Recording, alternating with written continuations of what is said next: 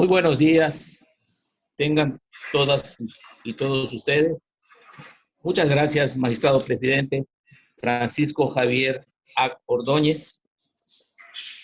Pues, continuando con los eventos relativos al Día Naranja de la Mujer, y como hemos dicho siempre, como tribunal,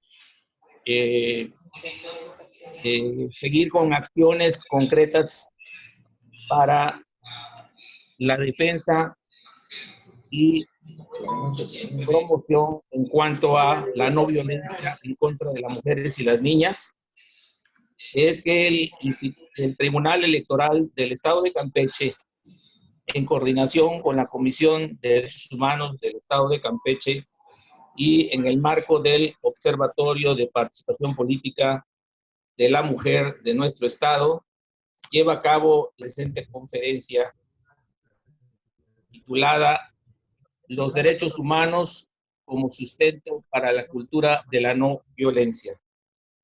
Por tal razón, nos pedimos en nombre del Pleno del Tribunal, integrado por el magistrado presidente, la magistrada Brenda Domínguez Aque y un servidor, dar más cordial bienvenida a todas y todos ustedes, a los funcionarios del Instituto Electoral del Estado, del Instituto de la Mujer del Estado de Campeche, de la Coordinación de la Unidad de Derechos Humanos e Igualdad de Género del Tribunal Superior de Justicia, de la Comisión Nacional para el Desarrollo de los Pueblos Indígenas y de las demás dependencias e instituciones educativas del Estado que nos acompañan en este evento tan importante. Sean ustedes todos bienvenidos en nombre del Pleno del Tribunal Electoral. Particularmente le damos la bienvenida a todas las servidoras y servidores públicos adscritos al Tribunal Electoral y al Instituto Electoral de Estado de Campeche. En esta ocasión también tenemos el honor de la participación del maestro Víctor Manuel Castillo González, quien nos disertará sobre esta conferencia en el marco de estos eventos, y procederé primeramente para tal efecto a dar una lectura muy sintética de su síntesis curricular. El maestro Víctor Manuel Castillo González realizó estudios de especialidad y maestría en Derechos Humanos por el Instituto de Estudios en Derechos Humanos del Estado de Campeche. Una especialidad y maestría en los derechos humanos en el sistema penal acusatorio, así como la licenciatura en Derecho en la Facultad de Derecho de la Universidad Autónoma de Campeche. Tiene un diplomado en Derechos Humanos con especialización en acceso a la justicia por la Universidad Iberoamericana. Asimismo, un diplomado en formación integral de educadores en la atención y prevención de la violencia familiar por el Colegio de la Frontera Sur.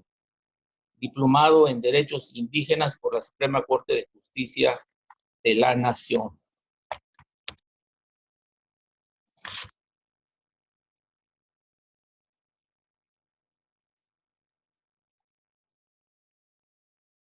Bien, está certificado el maestro Castillo González como docente en materia de derechos humanos por la Secretaría Técnica para la Implementación del Sistema de Justicia Penal.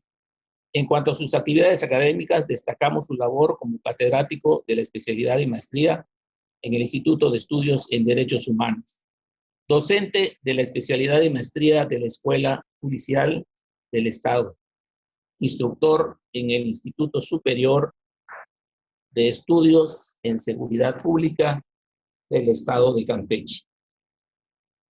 Asimismo, se ha desempeñado como director de la Coordinación de Capacitación y Divulgación en Derechos Humanos en el Instituto de Estudios en Derechos Humanos, visitador indígena y capacitador de la Comisión de Derechos Humanos del Estado de Campeche, capacitador y asistente electoral del Instituto Federal Electoral del Estado de Campeche. Y dentro de sus ponencias y publicaciones, como experiencia, cuenta con un acervo de ponencias en la promoción y defensa de los derechos humanos. Actualmente funge como director general del Instituto de Estudios en Derechos Humanos, órgano académico de la Comisión de Derechos Humanos del Estado de Campeche. Sin más preámbulo, cedo el uso de la voz al maestro Víctor Manuel Castillo González. Muchas gracias. Por el contrario, muchísimas gracias a usted, señor magistrado, por la presentación inmerecida y el honor de ser usted el portavoz de esta presentación. Entonces, pues antes que nada, muy buenos días, buenas tardes ya a todas y todos. Quiero agradecer de manera muy puntual la invitación que nos hicieran el Observatorio de Participación Política de las Mujeres por vía de su distinguido presidente, el maestro Francisco Javier Ordóñez, a quien le envío desde este espacio todos mis respetos, consideraciones y agradecimientos. Lo mismo que al Pleno del Tribunal Electoral, quienes amablemente nos han girado las invitaciones correspondientes, pero sobre todo agradecer ese enlace tan importante que tuvimos con la contadora Pilar Bastos, quien nos ha estado facilitando todas estas actividades. Saludo con el mismo respeto a la maestra María Eugenia Vila Torres, quien es secretaria del Tribunal Electoral del Estado, y en general es un gusto saludar y expresarles mis respetos a todas y todos quienes pues el día de hoy nos estarán acompañando para disertar. ¿La de Facebook se atoró? Entonces, Paola, creo que tiene encendido su micrófono. Nada más para efectos prácticos, porque si lo van a grabar se va a escuchar las voces de ustedes en ese sentido. No pasa nada. Podemos estar participando de manera directa. Con muchísimo gusto podemos estar disertando nuestras actividades. Pero, pues aquí yo sí quiero empezar el día de hoy, explicar un poquito qué es lo que vamos a estar haciendo.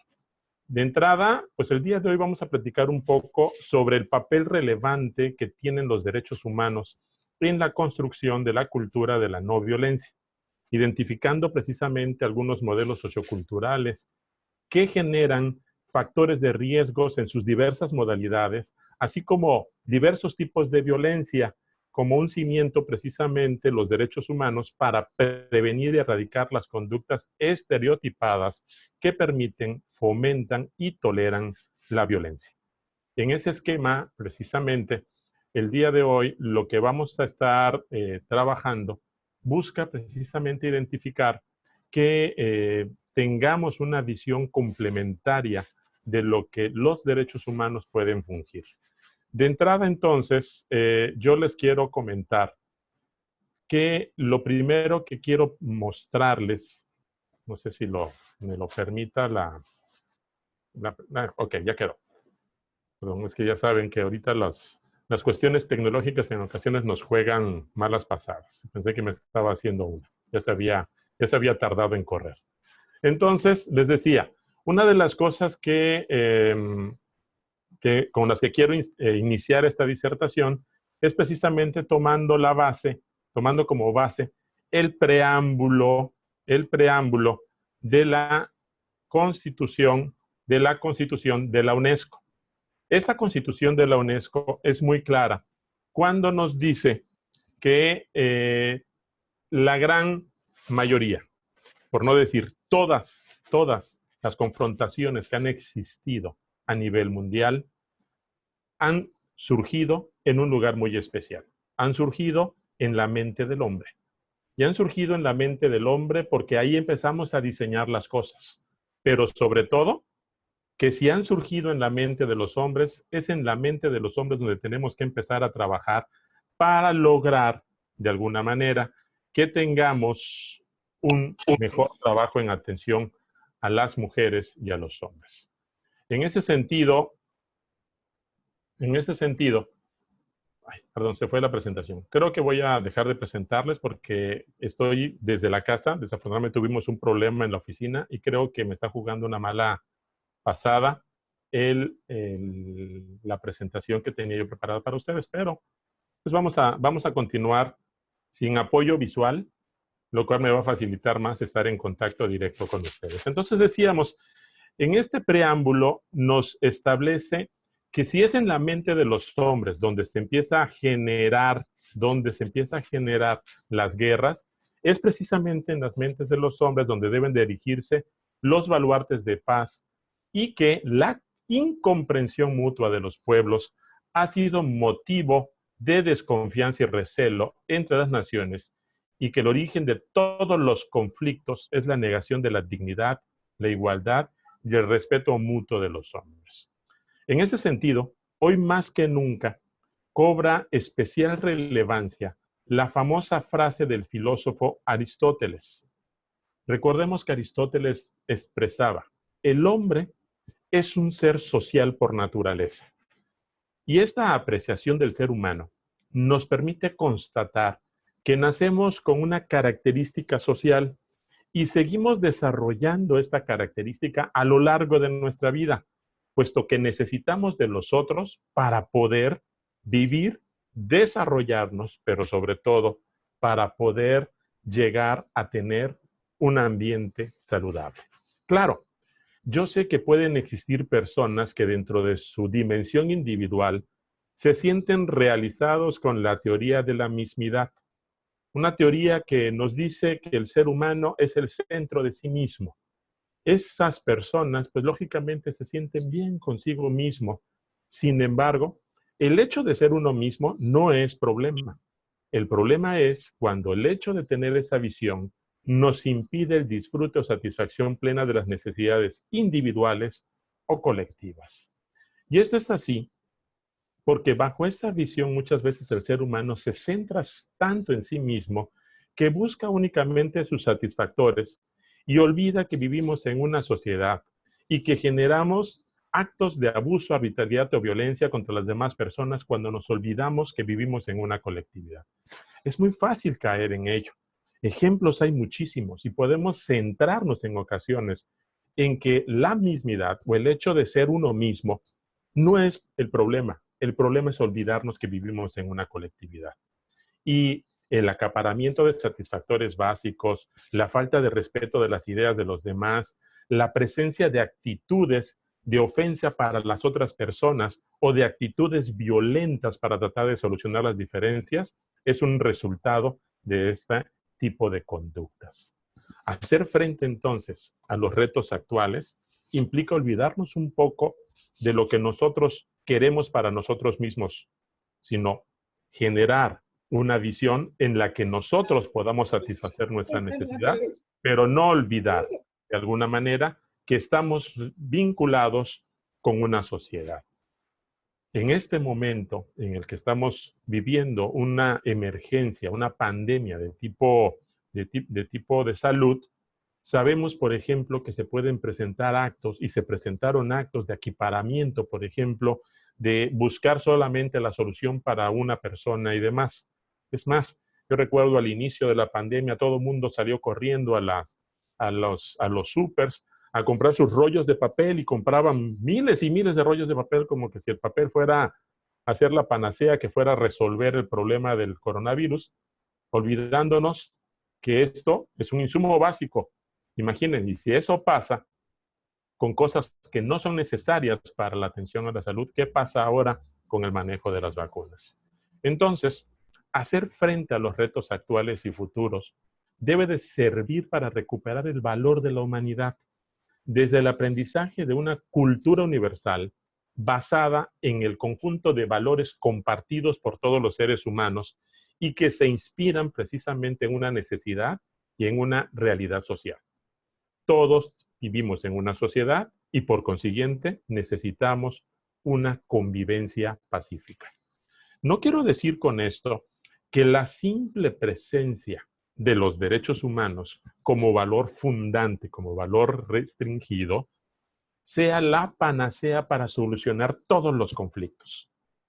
Y no es la panacea porque los conflictos han existido y seguirán existiendo en todo momento.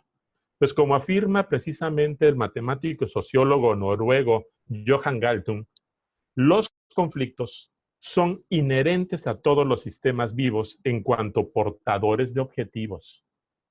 Johan Galtung precisamente hablaba de que los conflictos siempre van a existir y que implican una toma de decisión.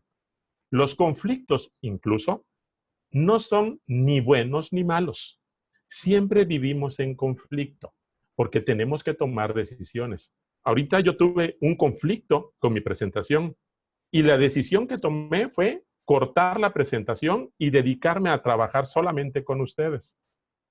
Eso fue una decisión buena o mala, ¿no? Fue la decisión que yo consideré en mi momento. Pero estoy hablando de decisión que solamente impacta en lo que yo estoy haciendo. El problema es cuando los conflictos que tenemos son con otras personas y tratamos de buscar una solución y tomamos una decisión que muchas veces pueden parecer justas o injustas. Por ello, los conflictos no son ni buenos ni malos. Son solamente la base para poder obtener un resultado y que en consecuencia puede favorecer o no el desarrollo. Es más, los conflictos en algunas etapas de las historias fueron la fuerza motriz que contribuyó a generar verdaderos cambios en provecho del hombre. Incluso la invención de la rueda, tan solo si nos vamos a ese momento histórico, teníamos un conflicto, cómo trasladar las cosas de la mejor manera. Y esto nos llevó precisamente a tomar una decisión que tuvo una trascendencia de sí mismo y que permite, bajo algún aspecto,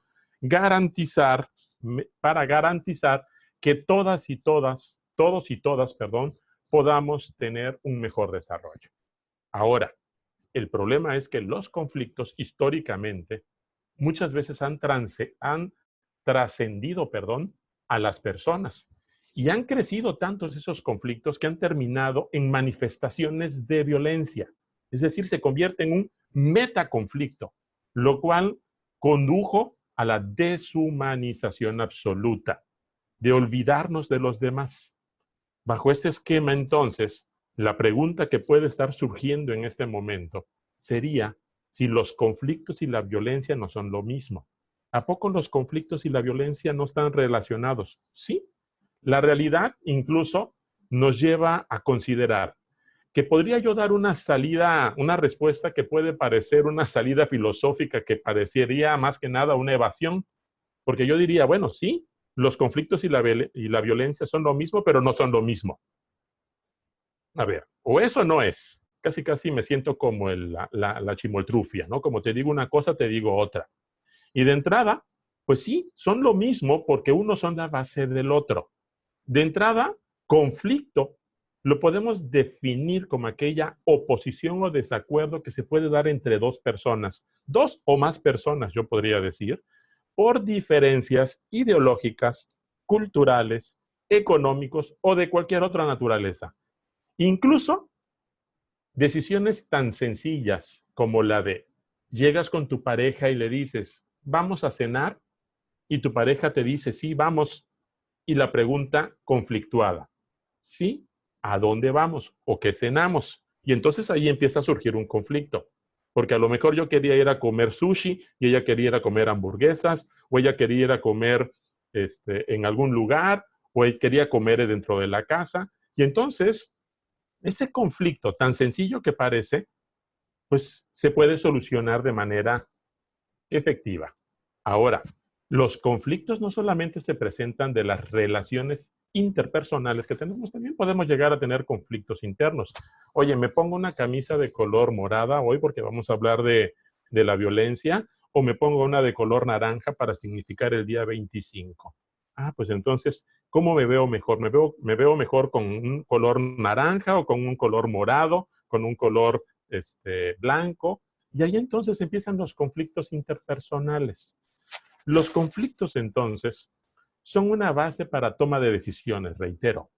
Y el dilema es precisamente que esa decisión termine siendo la correcta, pero la correcta bajo la visión de quien toma la decisión. El problema es cuando esa decisión termina siendo impuesta para otras personas y que esa decisión se aleja del respeto, de la justicia, de la equidad o incluso de la tolerancia, lo que puede estar ocasionando violencia. Es decir, de un conflicto podemos generar violencia. La violencia en su momento ha sido tan trabajada actualmente que ya no vemos que el origen de la violencia es en la falta de análisis de los conflictos. La Organización Mundial de la Salud incluso tiene un informe mundial sobre violencia y salud en el que define cómo podemos entender la violencia. Y nos dice que la violencia es el uso deliberado de la fuerza física o el poder, ya sea en grado de amenaza o haciéndolo efectivo, contra uno mismo, contra otra persona, contra un grupo o contra una comunidad. Y este uso deliberado de la fuerza física o poder causa o tiene probabilidades de causar lesiones, muertes, daños psicológicos, trastornos de desarrollo o privaciones a ese grupo, a esa persona o a esa colectividad. Desafortunadamente, precisamente, cuando hablamos de violencia, en el lenguaje corriente, en el lenguaje común, en la identificación de los tipos de violencia, casi todo mundo establece que existe la violencia. El problema es que hay algunos comportamientos violentos que se encuentran normalizados y ocasiona que no se les distingan como causa de limitación de la dignidad humana. Y se piense que esas formas de vinculación que tenemos, esa forma de relación que tenemos, es una forma natural de relacionarnos entre los seres humanos. Entonces, adicionalmente a ello, cuando se habla de violencia, generalmente hacemos alusión a las formas de violencia que más son evidentes. ¿Y cuáles son las más evidentes? Dicen algunos, pues estamos hablando de la violencia física. Sin embargo, la violencia física, pues, es solamente una manifestación de violencia que se puede dar en contra de las personas.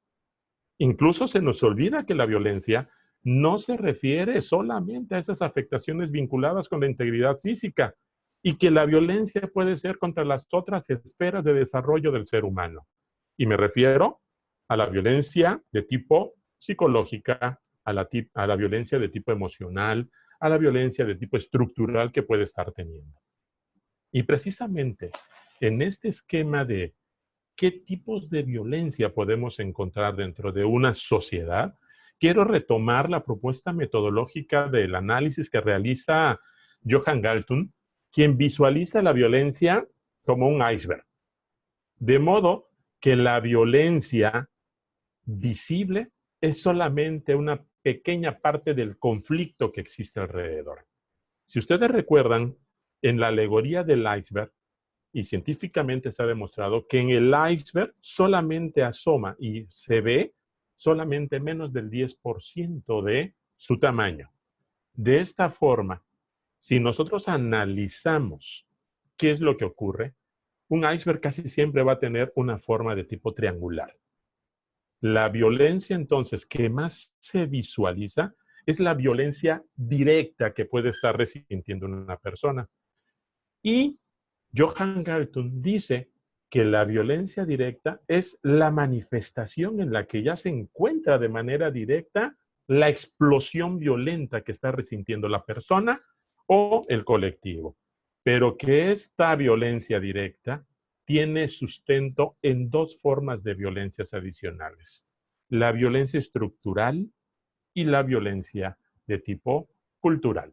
Entonces, si nos quedamos con la violencia directa, caemos en el error y caemos en el riesgo de no hacer visibles los otros tipos de violencia, porque esta violencia directa se refiere precisamente a las explosiones de violencia, de menoscabo que puede estar resintiendo una persona o un colectivo. Y si bien es cierto, los efectos de la violencia directa parecen más o menos visibles, hay tipos de violencia directa que pueden estar existiendo y que son también igualmente graves y que no se les da la misma importancia que a los efectos materiales que se pueden estar dando. Y me refiero, por ejemplo, a los actos en los que una persona puede estar viviendo violencia de tipo emocional. Estas personas pueden tener manifestaciones que les impiden el disfrute de sus derechos. Las amenazas también generan violencia directa. Oye, pero entonces, la violencia directa engloba todas las formas y manifestaciones de violencia que se puedan dar. ¿Qué pasa con la violencia directa? No confundamos que la violencia directa se vincula solamente con lo que hacemos con las personas, porque también tenemos otras manifestaciones de violencia que se pueden dar y que repercuten en el desarrollo de las personas. Tenemos, por ejemplo, de acuerdo con este autor, con Galtung, Johan Galtung dice que existe también una violencia de tipo medioambiental. Y esa violencia medioambiental, que es violencia directa, tiene como objetivo una acción agresiva o destructiva contra la naturaleza. Es que yo nada más voy a vivir 100 años, dicen los seres humanos. Por lo tanto, que se preocupen a los que les toque vivir la contaminación. Yo contamino, ¿qué me importa? Los daños al medio ambiente. Bueno, pues si ya se van a morir todos los venados, un animal en peligro de extinción, pues entonces los disfruto ahora. Porque entre que yo lo disfrute y lo disfruten alguien más, pues lo disfruto yo. Y entonces esa violencia medioambiental, esa conducta de no respeto del otro, genera un problema. Oye, ¿cuántas veces en la convivencia vecinal, por ejemplo, tenemos vecinos que quieren ser tan compartidos que comparten la música a todo volumen? Y eso genera un conflicto. Y genera un conflicto que termina siendo en ocasiones actos de violencia, porque entonces ya no podemos descansar. Porque, por ejemplo, cuando vamos y le decimos al vecino, resulta que el vecino más se sube. Y entonces empezamos a tener problemas y empezamos a tener manifestaciones de violencia directa. Hay otra violencia directa que también se puede encontrar en este momento, y es la violencia contra las personas. Y si se dan cuenta, la violencia directa, entonces, cuando se habla de personas, se vincula con la violencia que se puede dar de manera directa contra los seres humanos. Dígase por violaciones, asesinatos, robos, la violencia de género, la violencia familiar, las expresiones verbales o psicológicas que puede llegar a tener una persona. Y el último objetivo de la violencia directa, pues también es la violencia contra la colectividad. Los daños materiales contra los edificios. Como es de todos, no es de nadie, dicen las personas, y entonces yo hago y vengo y grafiteo. O en su momento genero algún tipo de problema. Y entonces empiezo a hacer invasiones de terrenos, o empiezo a generar, por ejemplo, actos de terrorismo, o puedo generar, por ejemplo, guerras y otros tipos de manifestaciones de violencia directa, explosiva. Según Galtung, la violencia directa es un concepto muy relacionado con dos concepciones erróneas. La identificación de que la violencia, ¿sí?, es la ausencia de la paz. Es decir, donde no hay paz, hay violencia, dice. Y con la concepción de que el conflicto humano, social o natural, pues siempre es algo negativo.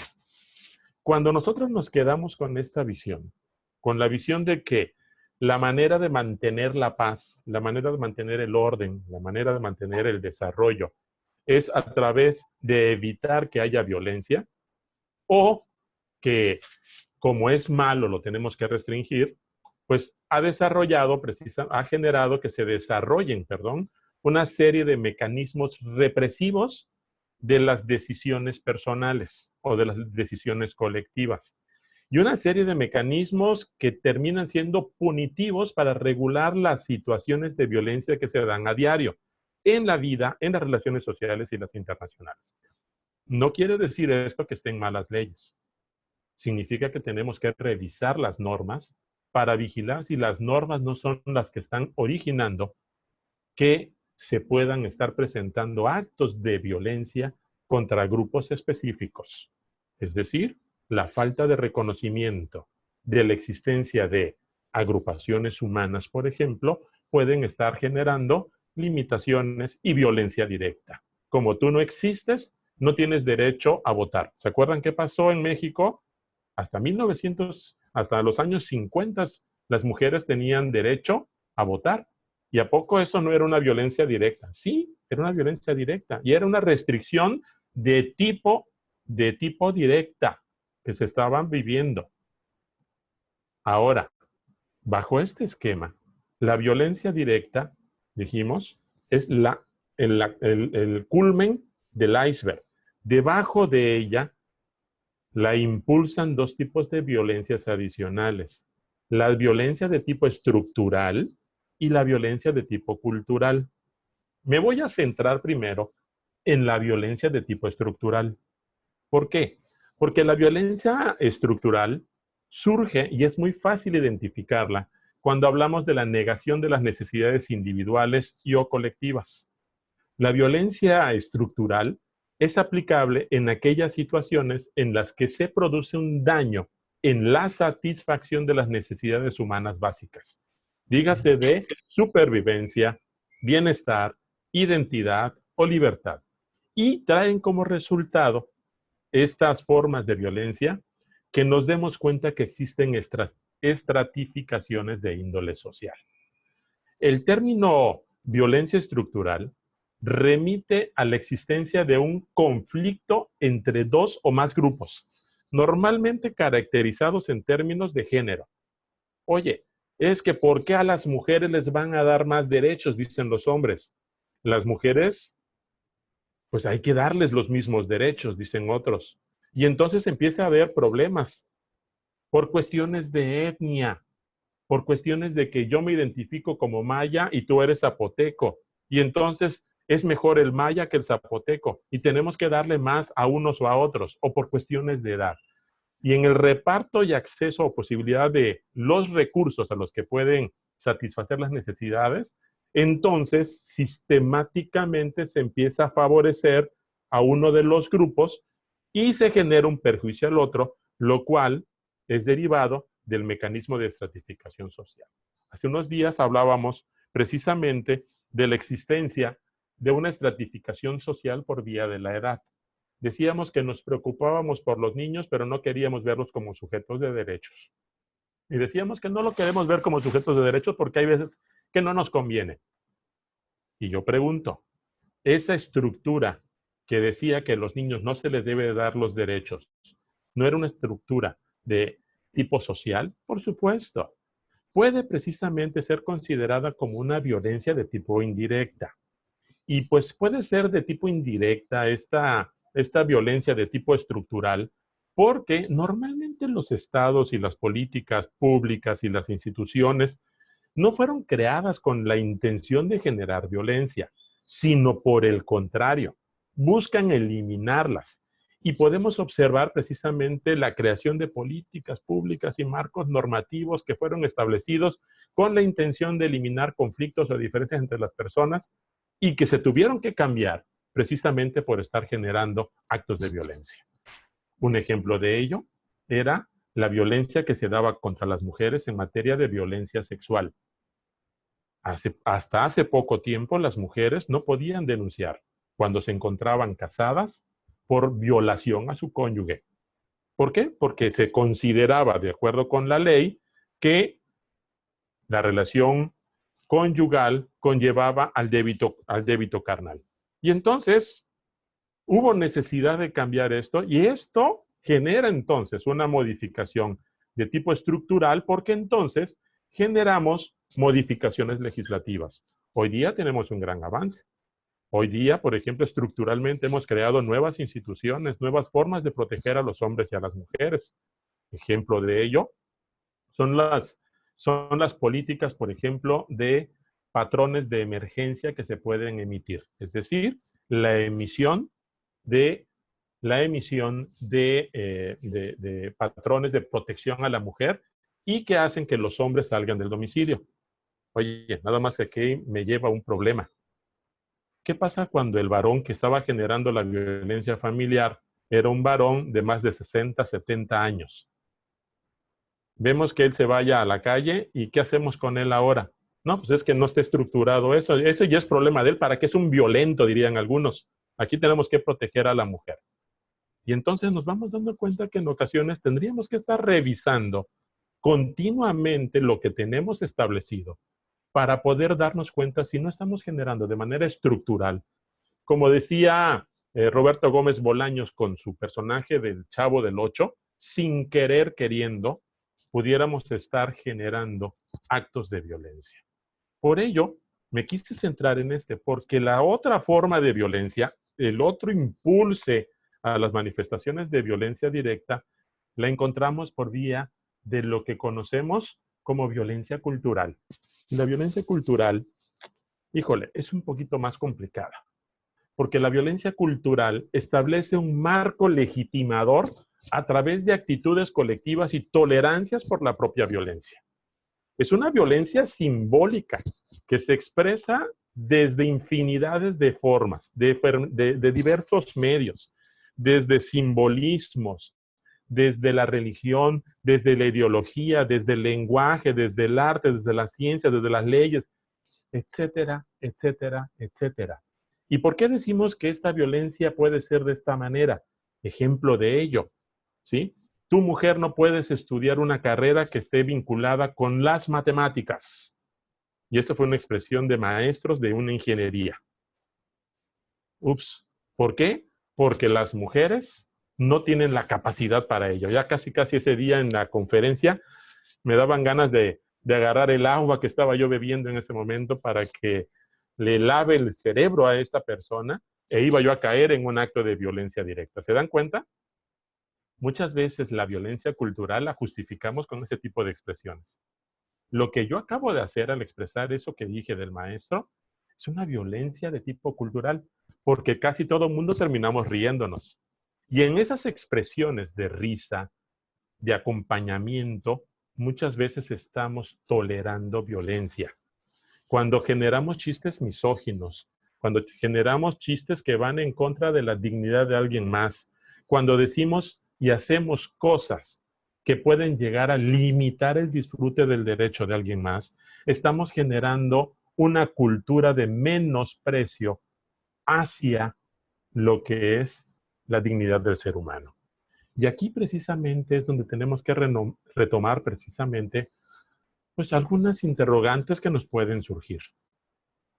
Si la violencia ahorita la hemos establecido por vía de normas, por vía de cultura, porque culturalmente ahorita vivimos en un ambiente cultural de eliminación de violencia. Todos nos manifestamos abiertamente de que estamos en contra de la violencia. Y si todos nos manifestamos en contra de la violencia, pues ¿por qué algunas personas escogen el uso de la violencia, incluso aun cuando esa manifestación de violencia, esa explosión de violencia, termina siendo con muy pocos beneficios? ¿Por qué todavía existen actos en los que hay personas que generan medios de represión a la violencia, ejercitando una violencia todavía mayor? ¿Por qué en ocasiones se pueden estar incluso planificando acciones de violencia? ¿Por qué incluso podemos llegar a generar actos de violencia legalizada? Pues habitualmente la respuesta que me podrían plantear a estas preguntas sería porque de alguna manera me tienen que escuchar. Porque si no hacemos esos actos de violencia, la gente no escucha. Porque tengo que hacer de esta manera para que yo pueda obtener el beneficio. Porque tengo que hacer esto para, y entonces las justificaciones pueden ser muchas. pero la respuesta es muy sencilla. Tenemos esas expresiones de violencia porque culturalmente, desafortunadamente, seguimos aceptando que la violencia es una forma en la que nosotros estamos formados para resolver los conflictos. La realidad, esta conclusión no es satisfactoria, porque estamos entonces aceptando que formamos parte y que nosotros también estructuramos la cultura a favor de la violencia, porque no aceptamos que nosotros podemos aportar algo para evitar esa cultura de violencia. Muchas veces es muy fácil los días 25 celebrar el Día Internacional de la Violencia contra la Mujer. Ah, pero el día 26 sí las cacheteo. Y entonces, culturalmente estamos aceptando eso. ¿Qué es lo que ocurre con la violencia de tipo cultural? ¿Cómo se estructura la cultura? La cultura precisamente se forma a través de los conocimientos, ideologías, principios, pero sobre todo de la formación que el ser humano tiene desde el seno del hogar, desde la calle o desde los diversos ámbitos en los que se encuentre desarrollándose. Y algunos dicen, bueno, ¿y entonces cómo puedo formar al ser humano? Pues podemos formarlo por vía de la educación. El problema de la formación del ser humano por vía de la educación es que muchas veces nos centramos en una educación de tipo formalista y se nos olvida que la educación no parte solamente de la educación formal, parte también de la educación no escolarizada que tenemos en contacto con las demás personas. Estamos hablando de que la cultura de la violencia se enseña no solamente con lo que hacemos, sino también con lo que decimos. Y de nada sirve estar haciendo manifestaciones pacíficas, si así lo quieren, en contra de la violencia, cuando en realidad estamos violentando los derechos de otra persona. En materia educativa, uno de los procesos formativos que el ser humano tiene parte de cómo vamos asimilando valores y no analizamos precisamente las consecuencias de la violencia estructural que podemos estar enfrentando. Oye, mira qué guapa se ve la maestra Natalia, perdón, Nati. Qué guapa se ve la maestra Natalia. Oye, y cuando se trata de un hombre, ¿por qué no le dices que está guapo? Ah, no, espérate, ¿cómo yo varón, le voy a estar diciendo que está guapo un hombre? No, esas son cosas ¿de qué? Y ahí entramos, entonces, ¿se dan cuenta? A los aspectos culturales. De nada sirve que un ser humano tenga la mejor educación educativa si en su trato con las demás personas tiene actos de explosiones de violencia. Yo podré tener 3 maestrías, 4 doctorados, 5 postdoctorados, pero resulta que de nada me sirve si cuando estoy frente a una persona que es diferente a mí, dígase por condición económica, social o de cualquier otro tipo, busco de qué manera abusar a ese ser humano. Porque entonces me burlo de él, me mofo, aprovecho a recordar que hay un chiste a favor de las personas que tienen algún tipo de discapacidad y hasta me carcajeo. O, aprovechando el conocimiento que tengo, yo puedo decir, las mujeres de este lugar o de ese otro lugar, fíjate que están más guapas, están más bellas. Y entonces, en esa construcción, se nos olvida que la violencia de tipo cultural parte de la cultura en la que nosotros vivimos. Muchas situaciones son consecuencia de un abuso de poder, que normalmente ese abuso de poder genera un grupo oprimido. Incluso esa violencia de tipo cultural da pauta para que las expresiones de violencia directa, expresiones ya manifiestas de violencia, generen desigualdad social. Y generen desigualdad social, económica, sanitaria, por ejemplo, en estos momentos. Algunos se están preocupando, por ejemplo, porque están vacunando ya a las personas. Oye, pero es que a mí no me han vacunado. ¿Y a mí cuándo me van a vacunar? Y a los adultos mayores ya los empiezan a vacunar ahora en febrero. ¿Y a mí cuándo me va a tocar? No, pues ya me morí. Cuando yo sea zombie me va a tocar entonces la vacuna. Y entonces empiezan a respaldarse esas expresiones de violencia con discursos que justifican la violencia y generan estructuras basadas en violencia sin darnos cuenta, incluso basadas en marcos legislativos que permiten o favorecen el ejercicio de la violencia. Y quien termina viéndose más afectado por todas estas expresiones de violencia no son otros que los integrantes de los grupos en situación de vulnerabilidad. Dígase niñas y niños y adolescentes, adultos mayores, mujeres, personas con discapacidad, indígenas, etcétera. Es decir, todos quienes integramos un colectivo. ¿Y cómo se puede dar entonces este tipo de violencia? ¿Qué podemos hacer? ¿O tendríamos que aceptar que la violencia es natural para el ser humano? La duda sería, ¿es natural la violencia en el ser humano o es un proceso de aprendizaje? La respuesta es muy obvia.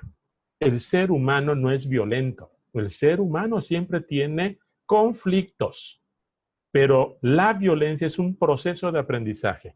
Y lo que se aprende, los psicólogos, los pedagogos, y creo que todos podemos coincidir, que lo que se aprende puede desaprenderse.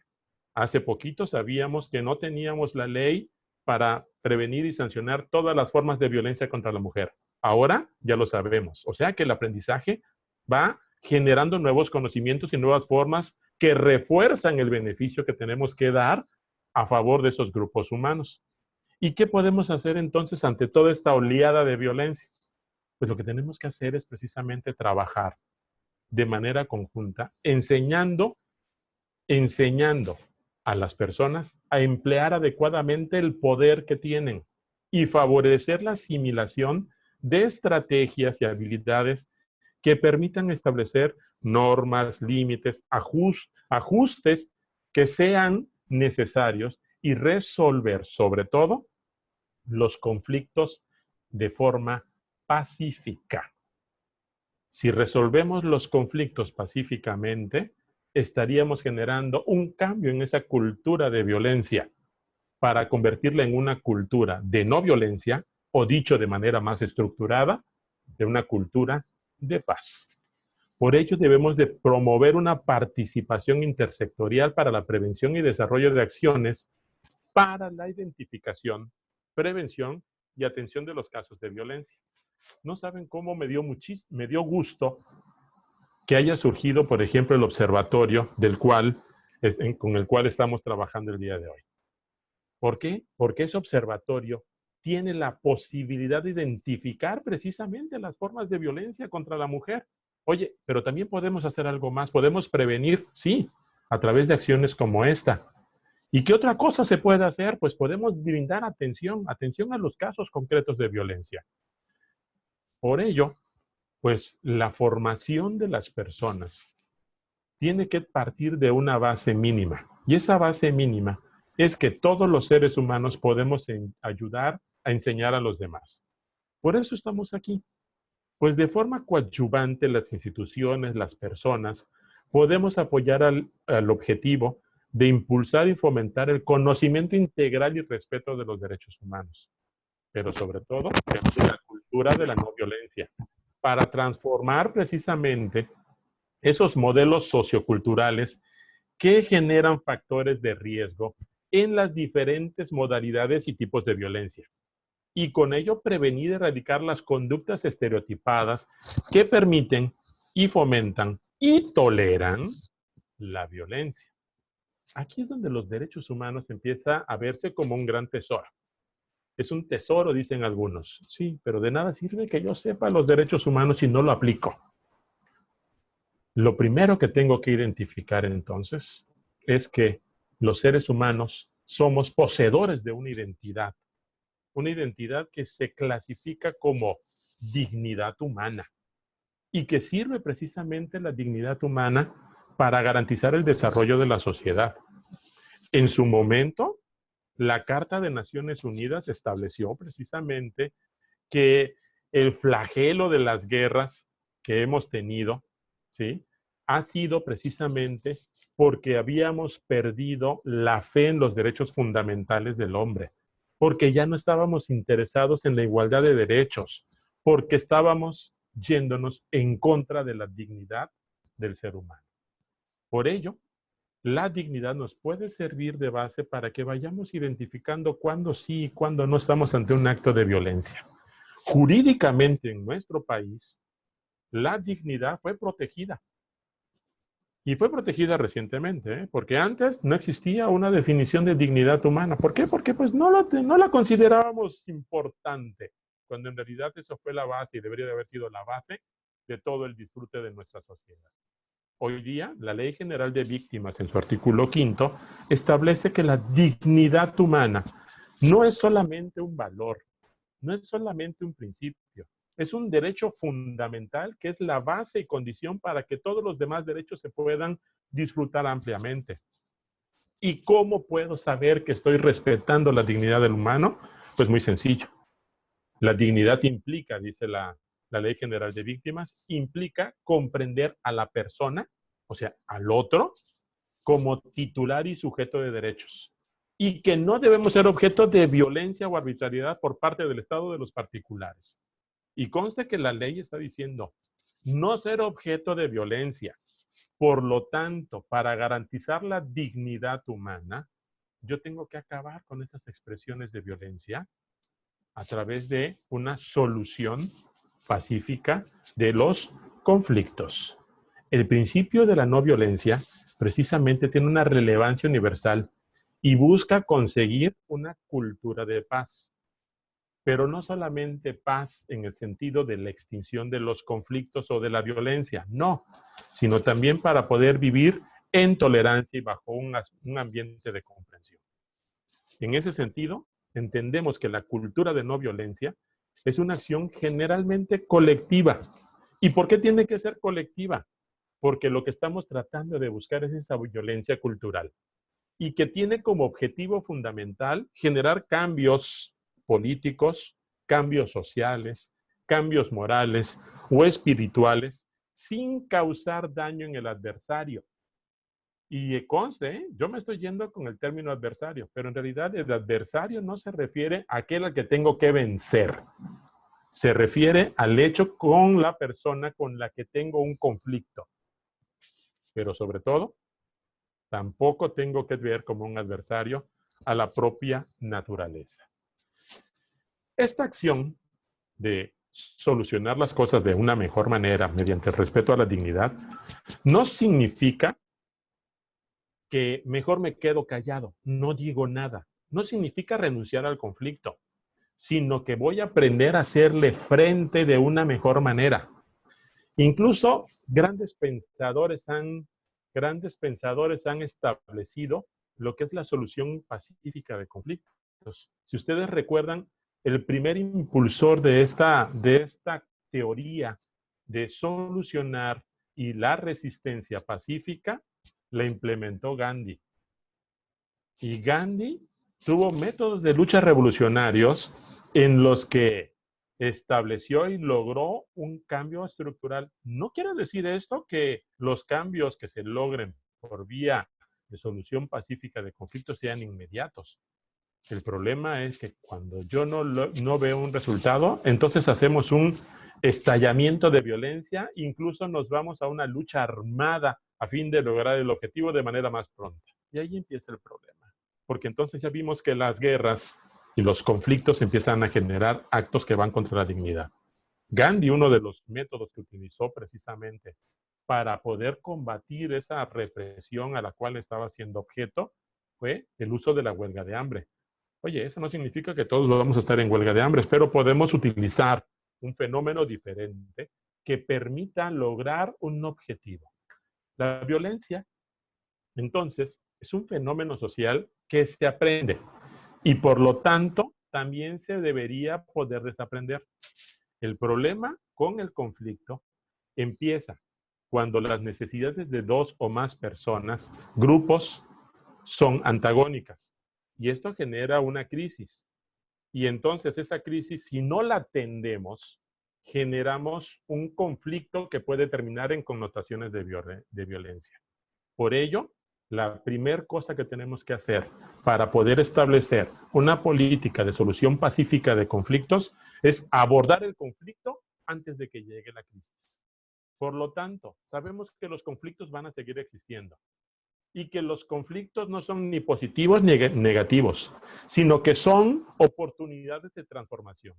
Y se debe de luchar a favor del no uso de la violencia para resolverlos bajo una óptica de respeto a los derechos humanos de todas y todos. Mahatma Gandhi lo impulsó y Nelson Mandela también ha sido un impulsor. Y él lo hizo a pesar de la represión y del tiempo que estuvo encerrado en prisión. ¿Qué significa esto?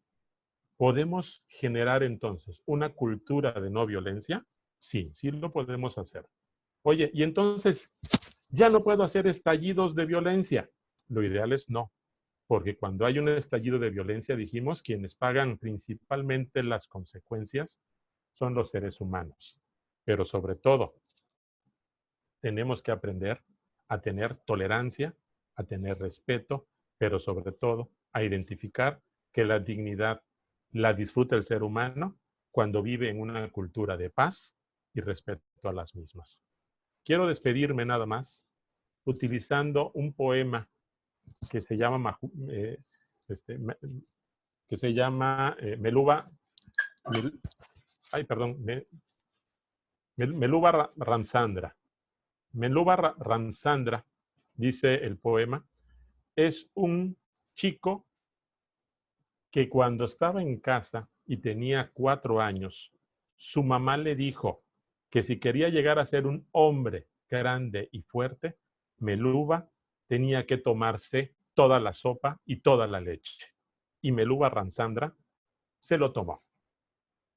Cuando Meluba Ramsandra tenía 12 años, le dijo el maestro que si quería seguirse superando, tenía que ir a la universidad. Y Meluba Ramsandra lo hizo.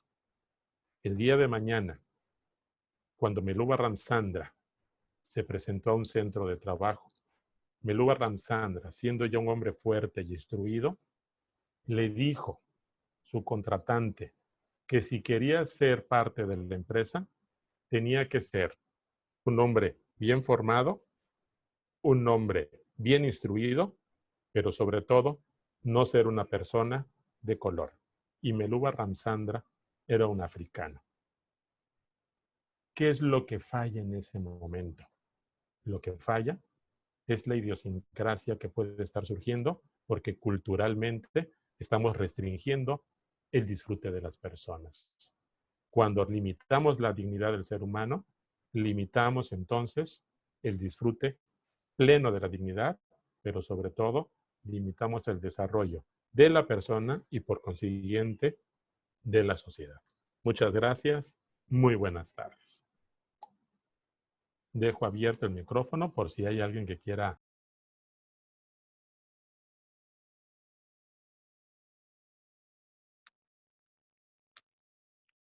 Muchas gracias, maestro Víctor Manuel Castillo González.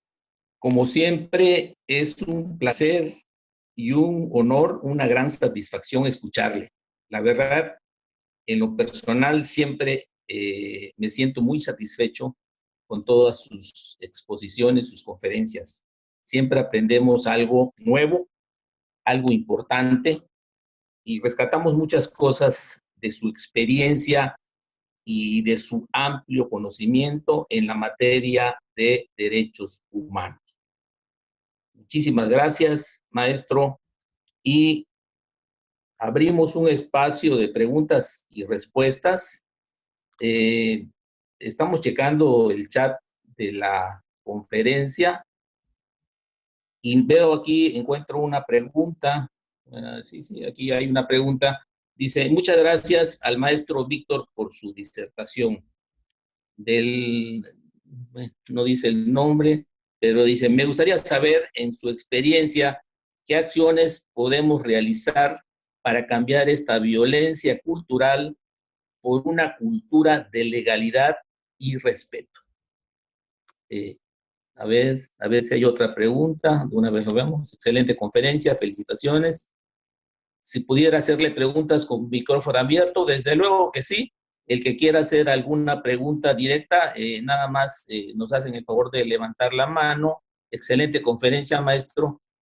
Y Rosendo Iván nos dice que tiene comentarios. Bueno, vamos a pasar primeramente a la pregunta: ¿qué acciones podemos realizar para cambiar esta violencia cultural por una cultura de legalidad y de respeto? Y ya después le damos la palabra a los que tengan alguna pregunta ya directa para el maestro Víctor Manuel. A sus órdenes, maestro. Muchas gracias, magistrado Witz. Bueno, muy interesante la pregunta porque eso es parte de lo que estábamos platicando en este momento.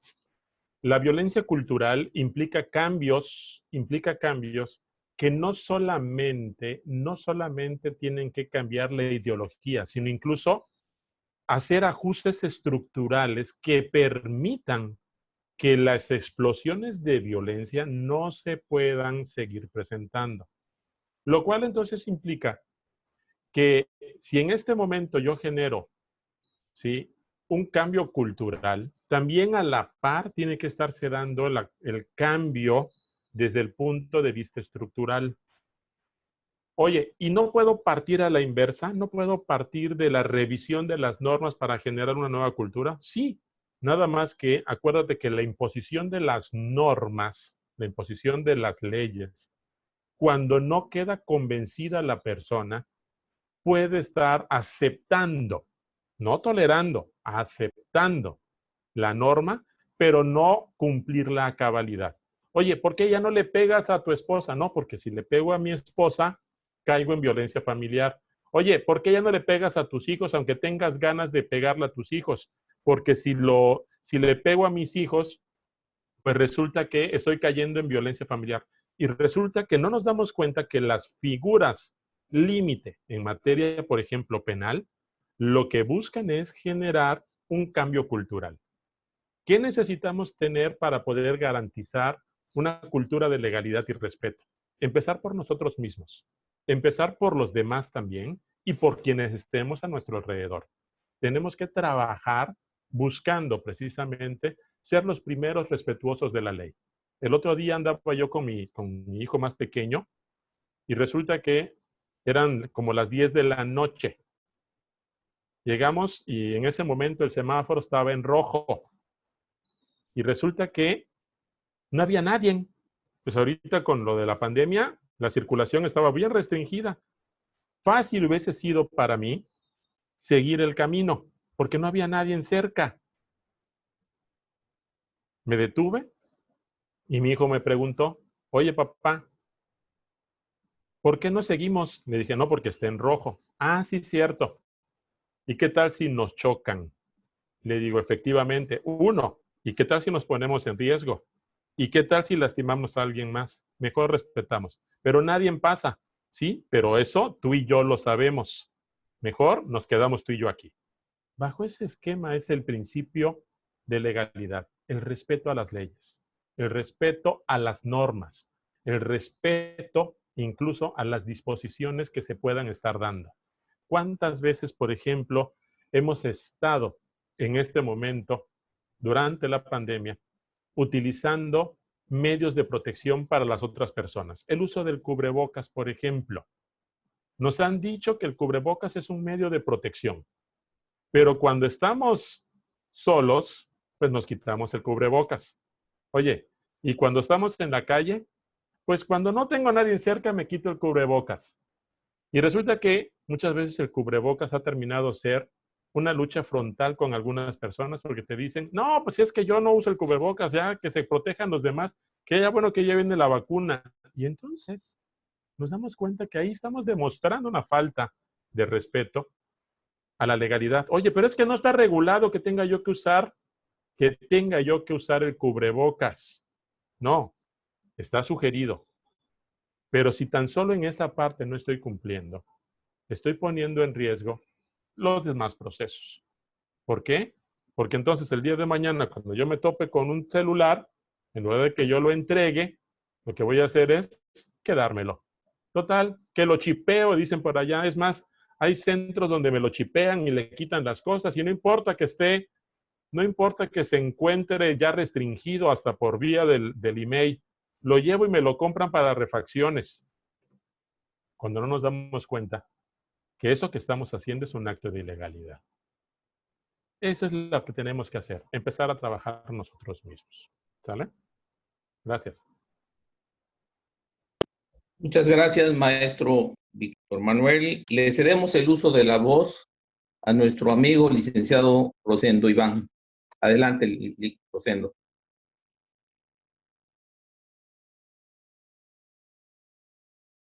Ahora sí, ¿me escuchan? Buenas tardes. Sí, licenciado, adelante. Buenas Gracias. tardes. Pedí que me abrieran el micrófono porque a lo mejor no son preguntas, son comentarios que quiero hacer y podría decir que dentro de los participantes también nos enriquezcan, no necesariamente el maestro Víctor. Por eso pedí que abrieran el micrófono. Y más que nada, cuando escucho al maestro Víctor, tomo muchas notas en este tema que es muy amplio, demasiado amplio, muy complejo y creo que muy violento hablar de estos temas. Y tenemos que hablarlo precisamente, y en estos foros son importantes. Imagínense, tengo muchas notas, maestro Víctor, felicidades y a todos, pero voy a tratar de limitarme, tengo mucho, tendríamos que terminar la otra semana con lo que tengo nada más oído y notas, de verdad.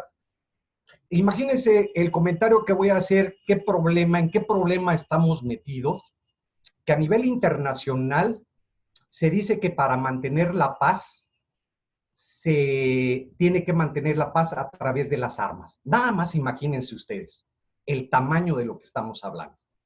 Tan es así que Naciones Unidas tiene una comisión importantísima de seguridad para mantener la paz mundial.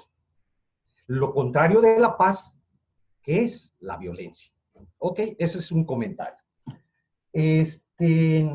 Cuando estaba hablando el maestro Víctor, hablaba de conflictos, porque se trata de ver cómo podemos ayudar, qué tenemos que hacer para tratar de fomentar, fortalecer la no violencia. ¿Estamos de acuerdo? En el nuevo sistema entonces el maestro Víctor, con un enfoque directo de los derechos humanos, así lo veo yo, y por eso se los expreso, habla de conflictos. En el nuevo sistema de medios alternativos de solución de controversias, perfectamente se define lo que es un conflicto y un problema. Perfectamente. Y por eso se construyeron los centros de mediación. ¿Estamos de acuerdo? Y esto lo comento porque también comenta el maestro Víctor que hizo alusión a algunos personajes cómicos que si esto es lo mismo del otro mismo, algo así comentó. Entonces no es lo mismo un problema y un conflicto. Quizás, y el nuevo sistema alternativo lo especifica y cómo podríamos abordarlo para que no llegue al nivel de problema. Estos comentarios. Ustedes me detienen, tengo muchos, creo que con este voy a terminar. Una observación, mi querido maestro Víctor, que ahorita la acabo de observar, porque se trata de crear, se trata de ir cambiando mentalidades. Usted habla de esa cultura de la no violencia, estamos a idiosincrasia, cuando hablamos de cultura, imagínese cuando usted expone, lo acabo de escuchar, siempre serán mis críticas, aclaro, constructivas, no destructivas. Estoy de acuerdo. Imagínense que cuando hablamos de asuntos del orden familiar, por allá se habla alimentos, muchos abogados acá, y se menciona siempre al hombre en cuestión de pensión alimenticia. Es más, ni lo dicen, ya lo están pensando. El problema es el del hombre. Quedamos que esto es igualdad. No solo se habla cuando se plantea, y usted lo mencionó, maestro Víctor, planteó un asunto entre su exposición y relacionó algo de índole familiar y mencionó al sexo masculino. Hoy en día, si tenemos datos que el que abandona a los hijos es la mujer. Entonces también creamos, y se lo estoy poniendo por sí, para que también me ayude a retroalimentarme, porque si nosotros seguimos, no somos seres humanos perfectos, por supuesto, pero sí creamos un diálogo, un instituto de derechos humanos, enseñamos, y si nosotros a veces como seres humanos fallamos y transmitimos este tipo de cosas a nuevas generaciones, tenemos que decir, tenemos que cambiar cuando tocamos temas de pensión alimenticia, del orden familiar, que no sea el hombre, también la mujer, es una pareja. No sé si me estoy explicando en ese punto, ya después me lo comentará maestro Víctor o el que guste. Yo se los agradecería mucho. Pero siempre el hombre. Y si estamos hablando de cambiar cultura de la no violencia en nuestras exposiciones, en nuestras charlas, en nuestras pláticas, no necesariamente tienen que ser educativas. Tenemos educación formal y tenemos educación no formal. Usted hizo un excelente comentario ahorita en el alto que estaba con su hijo. No porque no hubiera nadie, usted se iba a saltar el alto, porque ahí le iba a empezar a crear una cultura de la irresponsabilidad y en su contra de su hijo, porque él iba a crecer con esto. Cuando no haya nadie, pasamos el alto. Y creo que este, para mí, fascinante mundo de los derechos humanos, de verdad fascinante, porque es muy complejo, se trata de que vayamos cambiando en todos los campos formales y no formales, académicos y no académicos, desde la familia, empecemos a ir cambiando, yo le llamo así de mentalidades, pero bueno, la ciudadanía también se construye, y un punto que tocó, ya termino, de que si nacemos violentos. Mi punto de vista es, nos convertimos seres humanos violentos por una política mal aplicada, por una política pública mal aplicada, o por la falta de conocimientos que tuvieron nuestros padres, nuestros maestros o nuestro círculo social. Eso quisiera hacer y eso es lo que tenemos, creo que tenemos que trabajar muchísimo. Muchísimas gracias, la verdad. No, te agradezco muchísimo tus comentarios. Sabes que siempre son muy valorados de mi parte. Y en ese sentido, nada más para comentar. Hice alusión en materia de lo que establecían ciertas normas, específicamente en materia de literalidad, precisamente porque en el ambiente cultural en el que nos podemos encontrar, actualmente, dije, ya estamos en una cultura de mayor reconocimiento a la existencia de un lenguaje que tiene que ser incluyente. Pero esto, estamos hablando de fechas recientes, desafortunadamente. Y digo desafortunadamente porque, por ejemplo, si tú lees el preámbulo de la OMS, el preámbulo incluso de la propia Declaración Universal, si tú lees la Carta de las Naciones Unidas, habla de los derechos del hombre. Y entonces, los derechos del hombre, en ese mundo adocéntrico, ¿sí?, sabemos que se estaban queriendo referir a toda la humanidad, ¿sí? Pero cuando hablamos de literalidad, yo no puedo cambiar la denominación que aparece dentro de la legislación. Y esa es la parte que decíamos que tenemos que ir modificando. Tenemos que modificarla para garantizar que el lenguaje y la formación del individuo forme también de esa formación cultural. No tenemos que quedarnos con las visiones estereotipadas, ¿sí? Las pensiones alimenticias, como tú dices, digo, no recuerdo haberlo mencionado dentro de la disertación, pero te menciono. Existen pensiones alimenticias que son fijadas a cargo de mujeres. No porque haya sido un logro del hombre, sino porque se trata de un ejercicio de igualdad. Tampoco se trata, ni puedo yo asegurar de manera específica, que las mujeres abandonan a los hijos. Lo que sí puedo decir es que hay casos en los que algunas mujeres toman la determinación, como lo hacen los hombres, de formar una pareja diferente. ¿Qué es lo que ocurre entonces? Lo que tenemos que cambiar es precisamente esa visión de estructura cultural, de estructura, de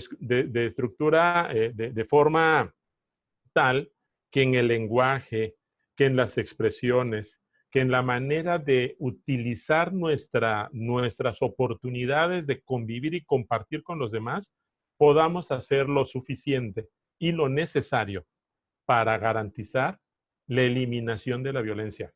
Tienes toda la razón también cuando me dices que existe un procedimiento judicializado en materia de solución de conflictos, pero estamos hablando de que es un sistema establecido de solución de conflictos de índole legal. Cuando hablamos de una cultura de no violencia y una cultura de paz y solución pacífica de conflictos, no solamente lo tenemos que aplicar cuando ya se trate de un conflicto de tipo legislativo o de tipo normativo, no, hasta para efecto de nuestras relaciones interpersonales, de nuestra propia familia, de nuestra cultura, podríamos aplicarlo. Por eso es que no me centré tanto en lo que correctamente tú mencionabas, que existe para solucionar controversias en materia judicial. ¿Vale? Te agradezco muchísimo tus comentarios, Rosendo. Muchas gracias, maestro Víctor Manuel Castillo González. Si hubiera alguna otra intervención, con toda confianza, pueden abrir su micrófono y hacerla directamente. No veo ninguna otra intervención en el chat. Lo que veo son muchas felicitaciones a favor del maestro Castillo González por su magnífica disertación del día de hoy. Bueno, si no hubiere ninguna otra intervención, pues reiteramos el agradecimiento por parte del Tribunal Electoral del Estado de Campeche, mediante su pleno, aquí presente. También por parte de la Comisión de Derechos Humanos del Estado de Campeche, el Instituto de Derechos Humanos, desde luego, bajo la digna dirección del maestro Castillo, y sobre todo de las dependencias e instituciones integrantes del Observatorio para la Participación Política de la Mujer del Estado de Campeche, que, como ya se dijo, ha sido una herramienta y una instancia crucial para el mejoramiento de las acciones en materia de protección y de eliminación de la violencia de la mujer y para su empoderamiento en nuestro Estado. Agradecemos mucho, como siempre, su presencia y su participación, maestro, en este evento que ha sido bastante provechoso para todos y cada uno de nosotros. Agradecemos a todas y todos ustedes la amabilidad de su presencia y su atención a este evento. Y no me queda más que en nombre del Pleno del Tribunal Electoral del Estado de Campeche, extender este reconocimiento al maestro Víctor Manuel Castillo González, director general del Instituto de Derechos Humanos del Estado de Campeche, por la conferencia tan excelente que nos impartió el día de hoy. Muchísimas gracias a todas y a todos, y le cedería, si el magistrado presidente está presente ahorita en nuestra conferencia, el uso de la palabra para cerrar este evento. Muchas gracias a todas. Muchísimas gracias, señor magistrado Carlos Francisco Huiz Gutiérrez, y desde luego agradezco la disertación que amablemente y con toda la generosidad que siempre le corresponde y amerita el maestro Víctor Castillo González, quien como siempre nunca es egoísta y nos comparte todo ese tipo de bagaje que tiene en su sapiencia, sus experiencias, y desde luego con toda modestia que siempre le caracteriza a él, nos comparte todo este tipo de conocimientos. Muchas gracias, señor director. Desde luego también sea usted el amable conducto para expresarle nuestro respeto y nuestro agradecimiento también al señor presidente de la Comisión de Derechos Humanos del Estado de Campeche, licenciado Juan Antonio Reneo Dorantes, con respecto a la participación suya para podernos pues, compartir experiencias y saberes. Muchísimas gracias, como siempre, a todas y todos. Agradezco la generosidad, sobre todo, de quienes han participado, tanto en el chat como, desde luego, de forma pues, virtual interviniendo. Esto es precisamente un foro y esto es precisamente lo que nosotros queremos hacer, acercarnos a través de diferentes modalidades de capacitación para que todos tengamos un aprendizaje, reaprendizaje o, por qué no, inclusive desaprendizaje. Muchísimas gracias a todas y todos. Nos vemos. Muy buenas tardes. Hasta luego. Muy amables, como siempre. Muy buenas tardes. Gracias a todos. Hasta luego, buenas tardes. Gracias, maestro. Adiós. Gracias, maestro Víctor. Buenas tardes. Buenas tardes. Hasta luego, hasta luego. buenas Muchas tardes. gracias. Buenas tardes a todos.